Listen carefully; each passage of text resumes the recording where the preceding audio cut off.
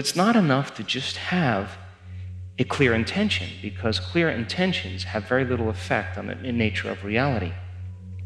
If you look at quantum physics, the physics of possibility, it's really talking about the spiritual aspect of ourselves, because you couldn't explain a miracle, you couldn't explain a biological process without understanding the quantum model of reality. And that there are particles, which are matter, it's you and I, and everything in this physical world, and then there's energy. And that energy has a consciousness, it has an awareness, and that energy is a field of information that we are an extension of, that we have access to. And that we spend so much of our life looking outside of ourselves instead of looking inside of ourselves. And that we are really conditioned to look just for particles and matter instead of energy and information. And truly, when people reach the end of their beliefs or they're facing crisis in their life, that's the moment they start to turn within and start to ask the bigger questions.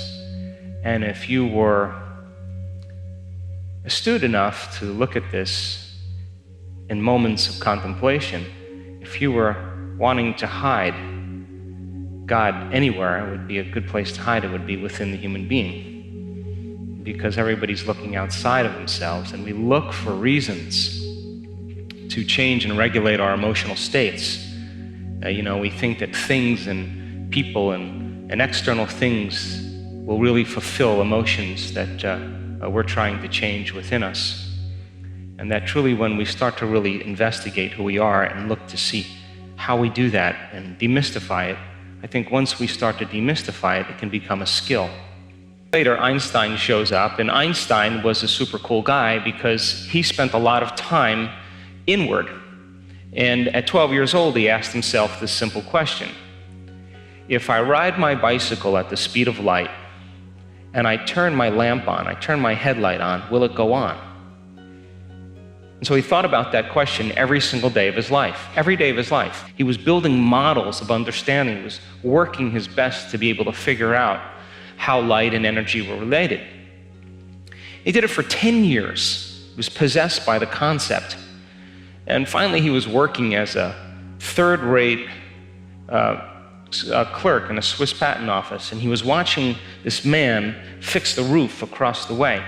And he was watching him, and the moment he was watching him, he got this incredible vision. And he understood how light and energy were related. It was a very abstract vision that he had to go back to school to learn the mathematics to be able to explain what he saw.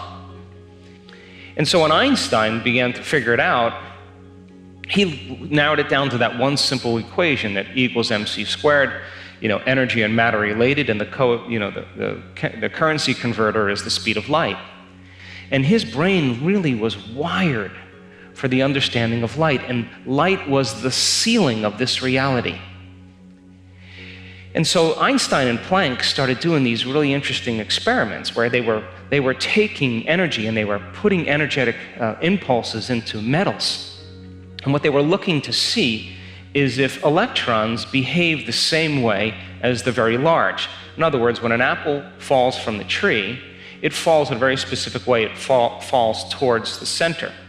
So he reasoned, well, if we disturb electrons, and him and Planck were doing these experiments, if we disturb these electrons, then they should fall just like an apple falling from the tree towards the nucleus.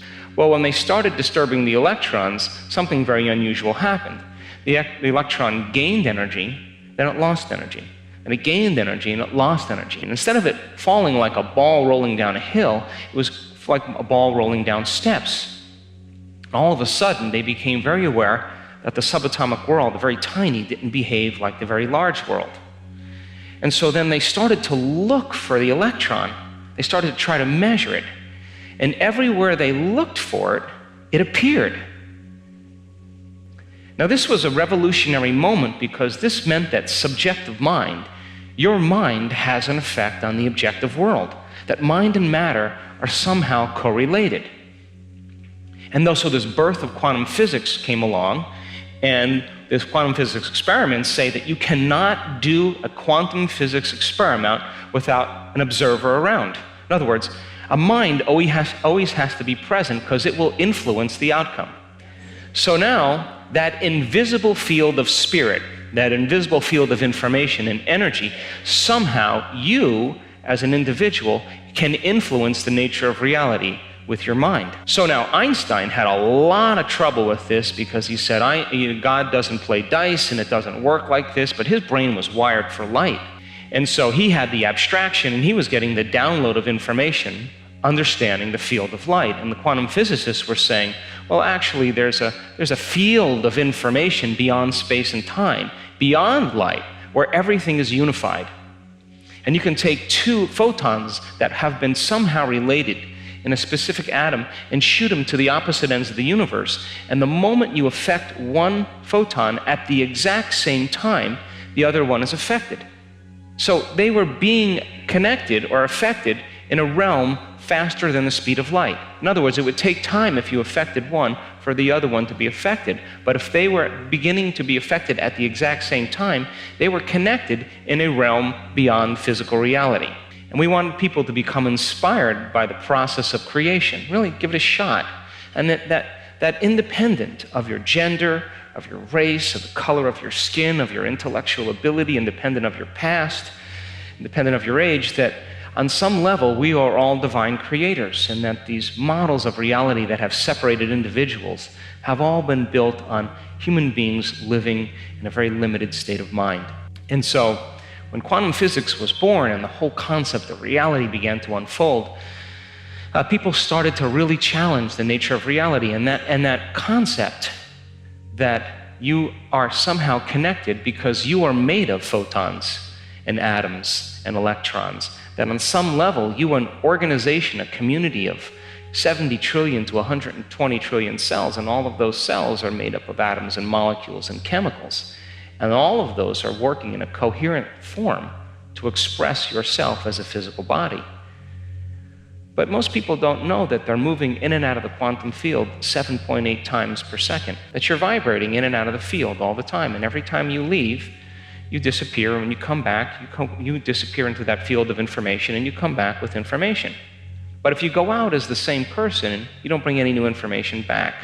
And if you can begin to observe a vision that represents a future, and you can hold steadfast to that vision, and you can see that vision clearly in your mind, and every day you understand where you place your attention is where you place your energy, then you would be investing your energy into the future. And the image that you see could literally be the template for trillions and trillions of atoms to organize into patterns of information called an event in your life. And so, but it's not enough to just have a clear intention, because clear intentions have very little effect on the nature of reality. That the driving force that couples the co-maiden, the handmaiden to all of that is an elevated emotion. And so when you combine that clear intention with an elevated emotion, it is the elevated emotion that begins to amplify the field around your body. And in that moment, you become more energy and less matter. And if you understand then that the emotion then is the handmaiden to the creative process, that means that you would have to feel whole before your healing. That would mean that you would have to feel abundance before your wealth. That means you would have to feel awe before the mystical moment. That would mean you'd have to feel love before your new relationship. That would mean you'd have to feel empowered before your success. And that means then when we do this properly, then we're no longer functioning as materialists. We are literally function as quantum minds. And only when you're truly conscious and truly aware are you beginning to affect the nature of reality. And taking small moments in your busy life to understand that when your consciousness merges with a greater consciousness, when you're connected to Source, you will emulate the divine. And how would the divine live if it was you? Thanks for listening.